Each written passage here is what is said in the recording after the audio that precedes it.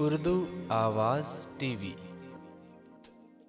Welcome back with the life story of Chaudhary Abdul Mannan Darvesh और आपकी host आपकी दोस्त नुसरत जहां ऑस्ट्रेलिया से। वीआईपी गपशप एपिसोड 7 पार्ट 8। और दोस्तों ये इसका पार्ट लास्ट है। अब हम अपने मेहमान चौधरी अब्दुल मन्नान दरवेश साहब से सुनेंगे कि उनकी शादी कब हुई और कैसे हुई। उर्दू आवाज़ टीवी अपने ब्लाइंड साथियों की एबिलिटीज़, उनकी एक्टिविटीज़, उनके लाइफ एक्सपीरियंसेस उन्हीं के ज़बानी आपसे शेयर करता है, ताकि वो दोस्त जो आपके इर्द गिर्द रहते हैं मगर आपकी एबिलिटीज़ और आपकी सलाहियतों से आगाह नहीं, उनको इन वीडियोस के ज़रिए अवेयरनेस दी जाए और मोटिवेट किया जाए। सो आप हमारा साथ दें, वीडियोस को देखते रहें, लाइक करें, अपने दोस्तों में शेयर करें और अपने रिमार्क्स हम तक पहुंचाते रहें। अगर आप विजुअली इम्पेयर्ड पर्सन हैं तो आप भी अपनी लाइफ के एक्सपीरियंसेस, अपना टैलेंट, अपनी लाइफ स्टोरी और बहुत कुछ हमसे शेयर कर सकते हैं। उर्दू आवाज़ टीवी आपका मुंतज़िर है।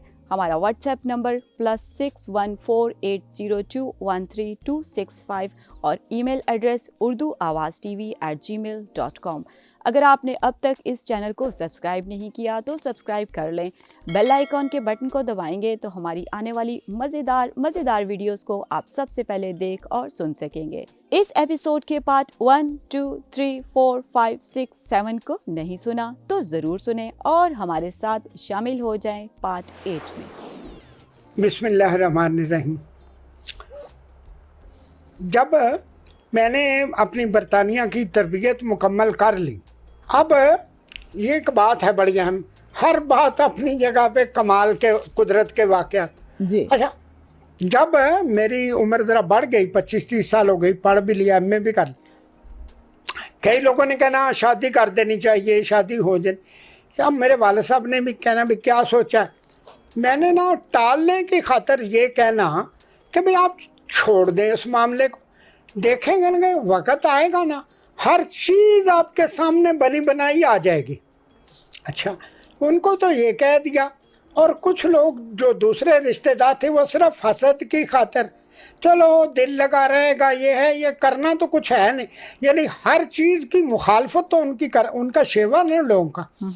अच्छा, अब वाले साहब को ये कह दिया तो कहते हैं कई दफ़ा मजाक में कहना, हाँ भाई तेरी हूर कब उतर रही है फिर आसमान से। अच्छा। मैंने कहा नहीं, देखते जाए तो होता क्या है। अच्छा। अब ये बिल्कुल ऐसे ही कह देता था भाई चलो रफा दफा हो मामला। अब हुआ ये होता है कि 1983 में मेरी जो वाइफ थी जिसका नाम ताहिरा सिद्दीका था, तो बाद में ताहिरा मन्नान हुई, उसकी नज़र शुगर की वजह से ज़ाया हो गई।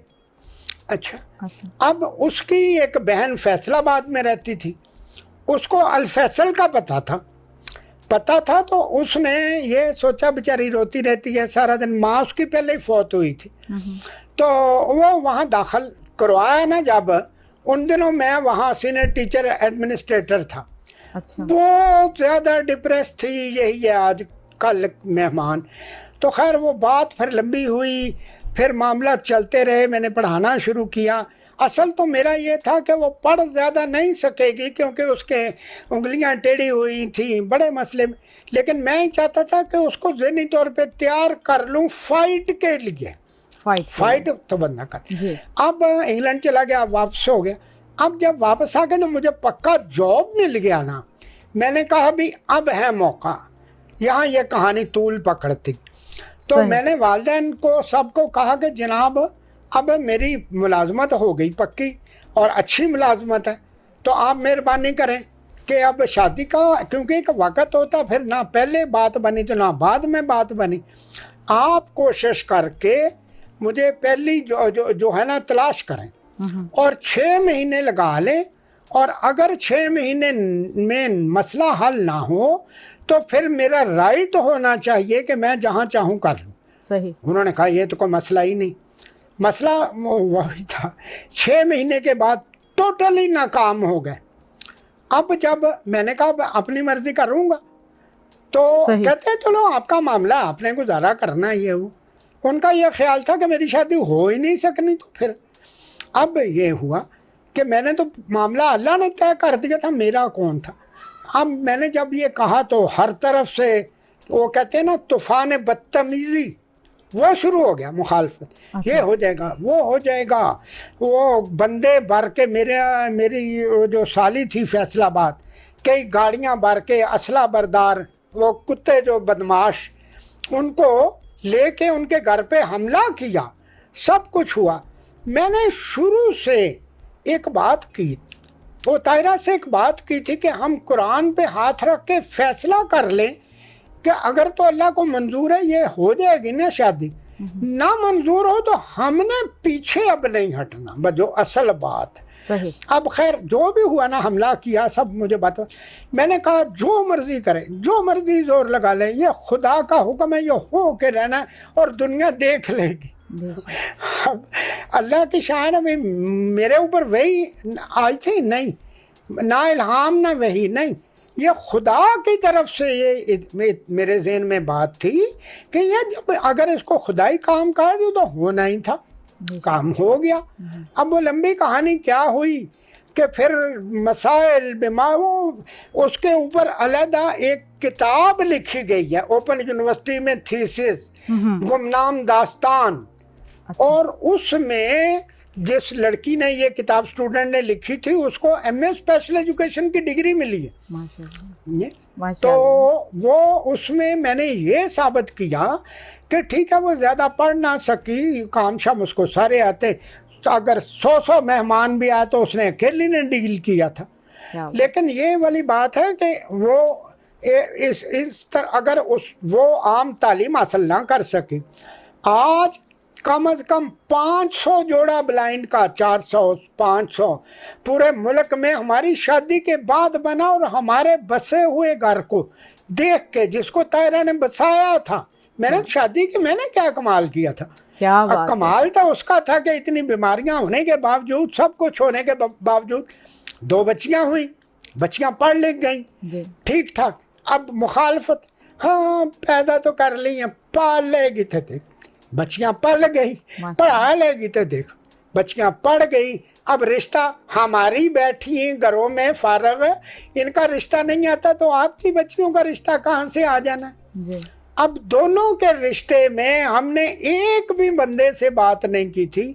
हमारे घर में खुद दोनों के रिश्ता लेने वाले उनके वालिदैन जो आए और रिश्ते हो गए, बाल बच्चा हो गया, हो गया ना। और सबसे अच्छी बात वो ये है बेटा, अगर तायरा की शादी ना होती तो शायद आपकी भी नहीं होनी।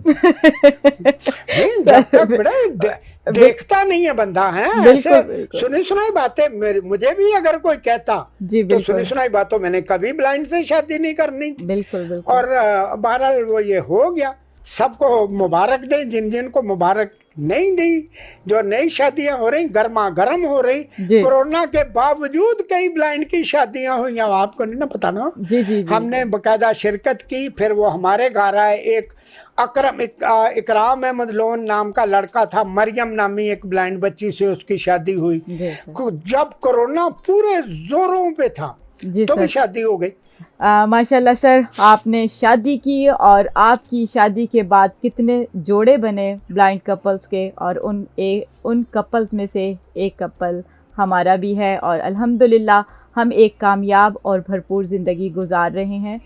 सर, बचपन से अब तक हमने आपके ज़िंदगी के वाक़यात को सुना, तो सर अब हम आपसे आखिरी मैसेज हमारे व्यूवर्स और लिसनर्स के लिए, आपके पास कोई स्पेशल पैगाम? कुछ दिन पहले हम शायरी के बारे में बात कर रहे थे जी। वो एक गज़ल है छोटी सी, उसमें मेरी ज़िंदगी का हासिल एक शेर है और तमाम डिसेबल लोगों के लिए। पहले 2-3 शेर वैसे सुना तो बड़ी अच्छी, मुझे खुद बड़ी पसंद है। तो फिर असल शेर पे आते हैं और मेरा मैसेज भी वही है। बस उस पे हम अमल कर लेंगे ना तो हमारी दीन दुनिया सब कुछ ठीक है। ये अपनों को तो हम लोग भुलाया नहीं करते, अपनों को तो हम लोग भुलाया नहीं करते, ये दाग तो वो हैं जो मिटाया नहीं करते। मेरे हैं वो मेरे नहीं इसमें कोई शक, मेरे हैं वो मेरे नहीं इसमें कोई शक, फिर क्या सबब जो सामने आया नहीं करते। और लिए ये शेर तवज्जो का तालब, लिए लूट तूने मेरे दिलो जान और जिगर, लिए लूट तूने मेरे दिलो जान और जिगर इस तरह तो रहजन भी सफाया नहीं करते। और ये है अल्लाह रकीबों की सरे बज़्म मदारात, अल्लाह रकीबों की सरे बज़्म मदारात, यूँ नमक तो ज़ख्मों पे लगाया नहीं करते। और अब मेरा मैसेज है, बस अल्लाह हमें तौफीक दे कि इस बात को समझें और इस पे अमल करें। मैसेज ये है, वो आपको याद होगा, जो भी मेरे फॉलोअर्स होंगे यकीनन सबको याद होगा, और जो जिन तक नहीं पहुंचा उनको भी कहीं ये याद करें। गो बेकसो लाचार हैं खुददार हैं फिर भी, गो बेकसो लाचार हैं खुददार हैं फिर भी, हम सर तो कटाते हैं झुकाया नहीं करते। तो बस मेरा मैसेज यही है कि भाई अल्लाह से दिल लगा ले बस। और ये जो इंसान अपनी तवक्कुआत इंसानों से वाबस्ता कर लेते हैं, अल्लाह को भूल बैठे हैं, हमारे नुकसानात मसाइल, इसकी वजह यही है कि हमने अपना महवर अल्लाह की जगह इंसानों को बना लिया है। हम ये करें कि जो करना है, भूखे रहना है, कुछ करना पड़े, कुर्बानी देनी पड़े, बग़ैर कुर्बानी के कुछ नहीं होता, लेकिन वो तवक्कुआत अल्लाह से वाबस्ता करें और झूठ बोलने से परहेज़ करें। झूठ आज नहीं तो कल खुल जाता है, फिर हम ना इधर के रहते हैं ना उधर के रहते हैं। और बाकी आप तमाम का बहुत बहुत शुक्रिया जी। और तवक्को यही है कि ये मामला तो इस तरह चलते रहेंगे और आगे बातें बढ़ें। और मसे खाम को जिसने कुंदन बनाया, खरा और खोटा अलग कर दिखाया। हमारे माशरे में बहुत बड़ा मसला है खरे और खोटे का, और ये फैसला अवाम ने करना, ये मैंने आपने नहीं। अवाम परखें, सुने, देखें, लोगों को मिलें और खरा और खोटा अलहदा कर दें अगर हमने कामयाबी हासिल करनी है। बहुत बहुत शुक्रिया सर कि आपने मुख्तसरन अपनी ज़िंदगी के तजर्बात, तल्ख मगर सच्चे हक़ाइक़ हमसे शेयर किए। हमारे दोस्त, हमारे व्यूवर्स, लिसनर्स आपको सुनकर बहुत ज़्यादा मोटिवेट हुए। मैं एक दफ़ा दोबारा से सर आपका शुक्रिया अदा करना चाहती हूँ। और मैं शुक्रिया अदा करना चाहती हूँ अपनी टीम का, हसीब ताहिर आपका, कि आपने हमेशा अपनी कोशिशों से इतनी मुश्किल वीडियोस को कामयाब बनाया, बहुत खूबसूरत बनाया। हमारे व्यूवर्स, लिसनर्स आपकी कोशिशों से वीडियोस को बआसानी देख और सुन सकते हैं। और मोहम्मद फुरकान साहब आपका, कि आप हमेशा हमारी टेक्निकल प्रॉब्लम्स को सॉल्व करते हैं। इसके साथ साथ शुक्रिया इजाज़ अहमद रावलपिंडी पाकिस्तान से, जिन्होंने इस प्रोजेक्ट को कामयाब बनाया, सर की जानिब से वीडियोस को रिकॉर्ड करने में हमारी हेल्प की। तो पूरी टीम का बहुत शुक्रिया, आपकी एफ़र्ट से ये एपिसोड कामयाब हुआ, मैं आपकी शुक्रगुज़ार हूँ। और शुक्रिया आप तमाम दोस्तों का, जिनका हमेशा रिस्पांस मुझे मिलता रहा, आपकी गाइडलाइन मुझे मिलती रही, और आपका रिस्पांस यूं ही मुझे चाहिए दोस्तों। सो आप हमारे साथ रहिएगा, मुझे अपनी दुआओं में याद रखिएगा। मैं आपसे मुलाकात करूँगी एक नई ज़बरदस्त वीडियो के साथ। तो मुझे दें इजाज़त, मेरी टीम को दें इजाज़त। अल्लाह निगहबान।